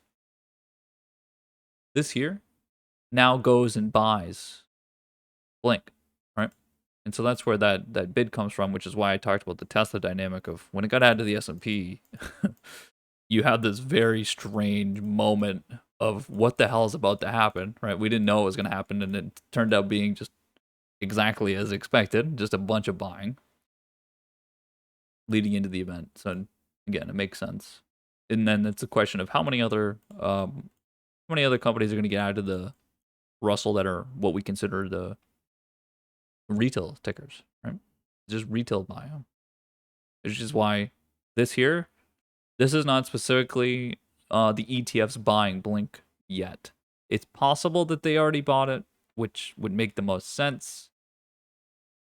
Not known for sure. You don't know for sure. Could just be retail bidding it up before. Because again, they don't care. It doesn't matter. An ETF is their goal is not to make money. I mean, of course it is to make money, but it's off the fees they make money, not from the holdings gaining.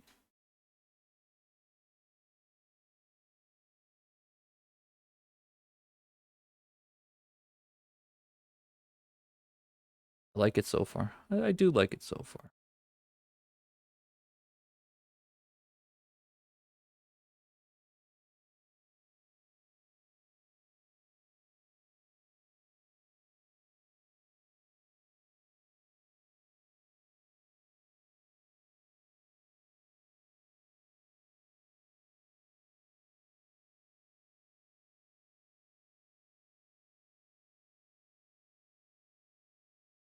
%12 to the high on Apple.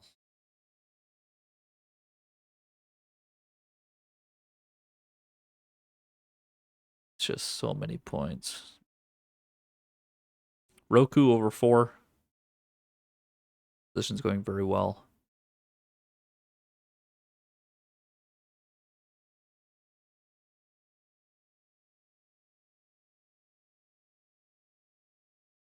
I think, I actually think that some of these are gonna they're gonna put so many points on right here this week. Holy. I think we're about to make so much fucking money.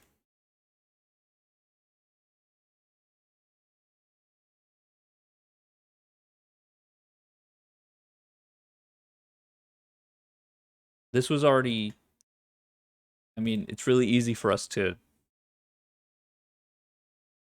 discount some of what happened here, but again, those of you that were a part of these positions, this is 6.5% in 1 week on Amazon, which is continuing right now into possibly another 6.5% this week, right? Now, Apple just starting it, right? Now, this from the low is over 5%, but the upside here could come extremely quickly, just like what we just saw, but that was pretty slow. That 5% and then 6%, and then some of the others again. Google is moving a lot faster, but when you look at all of them together here, they're in this little rally phase right here, which you could be putting on 2-3% a day here. This week is what it kind of looks like, right? It's really not that hard to put it into perspective that you're going to get. Where is Friday? Let's see. This is Friday. 5.5% is there. That would be the exact same move it made over here, right? The exact same move it made last week, but look at the sizing here. It could do more than that. It's not that hard for these things. If they want to get going, it's not that hard, especially if there's going to be some sort of option situated move. Amazon, the same thing. What if Amazon does the exact same move it did before? Right? You start to look at this and you start to understand, right? And I think it's happening. I think it's going to happen. Which, when you put those two on top of each other, which is our position, you put those on top of each other, you get something like this here, right? Which was this move, 10%, but instead of waiting a month, it happens in a week, 2 weeks. We talk about what it means for a mega cap to put just 1% on and what that is in options, right? When you talk about 10+% in that short amount of time, you're talking about a amount of money, again, that you're moving money very quickly. It's taking again, basically all the other Nasdaq companies combined, their flows combined into just one of the mega caps, right? In terms of the amount of spending involved. So your one little option position turns into quite the position if you've set it up for a move and you continue to push it. And I talked about this. There's a risk with the mega caps of trying to transition them. You push those. You push it until there's nothing else to take out of it, right? You don't. There's a risk of exiting it to re-enter it. The transition is a lot more risky with those because during that moment that you're taking profit on, you could be losing money because of the spread between where you're taking profit and re-entering. It could be so large, that spread, that you actually end up kind of hurting yourself, and it's too risky to do that because of that value that it could be. So what you do is you just push that position from what you entered, right? They don't the delta's a lot different on mega caps anyway. It's not like you're reaching a delta of 1 after 10%. That's not happening. And again, the way to think about your delta value is that the delta is a representation of a hedge value. It's the amount it would take to hedge that option position on the underlying. That's honestly what it is. So it would take a lot to hedge that option position, right? Because it's just larger. Specifically when you look at things like Google, Amazon, right? Big price value. Which is why those options are just a little bit different. It costs a little bit more to hedge.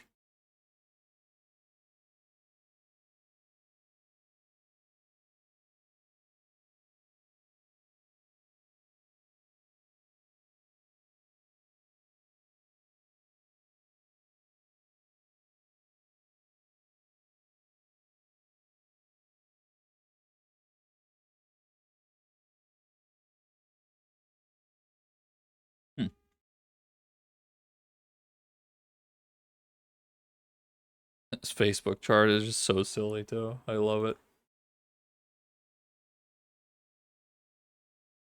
Love it. See what we get. And retail keeps going, which is great. Gotta love it. Volatility started to drop. It did want to.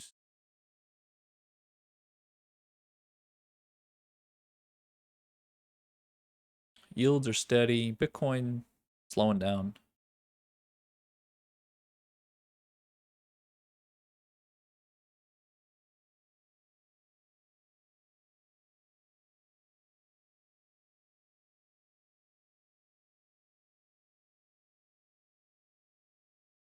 Okay, commodities overall are a little mixed. A little mixed.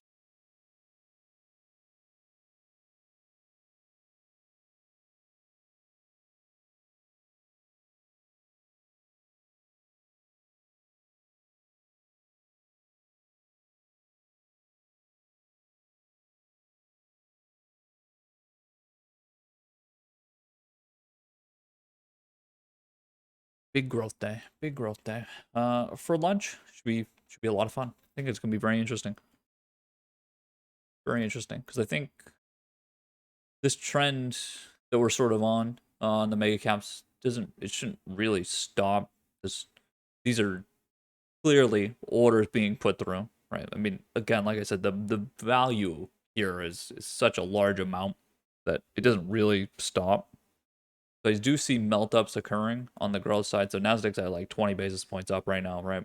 Probably going to continue to all-time high, and then we'll start to ask the question come close of, are we going to go through all-time high on the Nasdaq, and are we about to start a growth move that is being fueled by, again, this large quantity of calls that were bought at a low? Again, the question's gonna be asked probably today into tomorrow. What exactly we're about to put on? I believe again, it's gonna be a big move. I think we're about to make so much fucking money from mega caps that I'm gonna just quit again. But uh, I think you're gonna see it mostly through lunches here. This melt up sort of idea.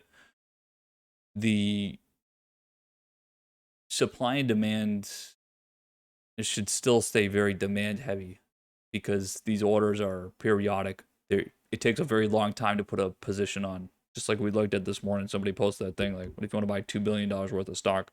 Well, I mean, how do you think that this situation is working right now with mega caps? Been happening every day, billions and billions of dollars every single day, right? Filling the liquidity and then buying more, right? So it's a lot, and it's going to continue. And considering that Apple and Amazon still are not at all-time high, have about 12% to go, and then 10% to go on Amazon. I mean, probably quite a bit going to come through. So we'll see what happens here. Come close, we'll reconvene and then take a little bit of a break here, drink some water. Gonna go exercise. Think I'm going to the gym today. You know, I've been putting, I'm done with the COVID weight. It's time to go hit the gym. If I hit the gym, I mean, I'm gonna literally run on a treadmill for like 5 seconds. Maybe hit the Peloton for a good 20 or so. I don't know who's teaching today. I didn't see who's giving me my workout this morning or this afternoon or whatever the fucking time is at noon. But I'm excited. I'll let you guys know what happens this afternoon. I'll see you guys in a little bit. Enjoy.